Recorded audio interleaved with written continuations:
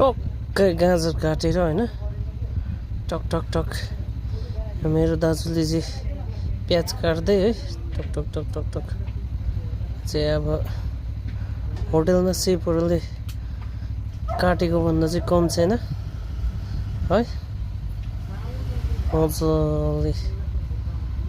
अनि यता खिरा पनि है टक्कै काटेर चडक्कै पारेर राखेको है।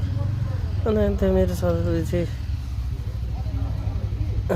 थुक्पा है बोइल गरेर रेडी है। अनि आज चाहिँ थुक्पा स्पेसल है।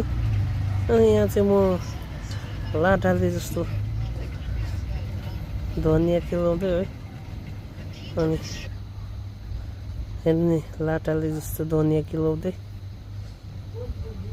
अनि मेरो दाजुले चाहिँ यहाँनिर कटिङको उयो देखाउँदै है स्ट्यान्डर्ड देखाउँदै कटिङको स्ट्यान्डर्ड देखाउँदै है ट्याक ट्याक ट्याक ट्याक ट्याक ट्याक ट्याक ट्याक काटेर होइन मजाले चडक्कै पारेर काटेँ है। कस्तो लाग्यो कमेन्टमा बताउनु होला है। अनि रेडी धनिया पनि। अनि यता चाहिँ हाम्रो साथीले ग्यास सक्यो कि भन्दै चेक गर्दै है। अनि यता हाम्रो नुडल्सको लागि सुप है पाकिसकेको छ। अन्त यतापट्टि अर्को भाँडामा चाहिँ हाम्रो फेरि ब्ल्याक टी है।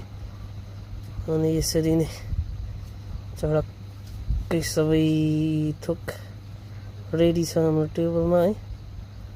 ल है अब चाहिँ भने अब थुक्पा डिस्ट्रिब्युट गर्दै है त। तपाईँहरूलाई कस्तो लाग्छ थुक्पा है कमेन्टमा बताउनु होला है। हामी चाहिँ यो पाराले खान्छ थुक्पा चाहिँ है बनाएर चाहिँ। हेर्नुहोस् त अब खाउँ लागेन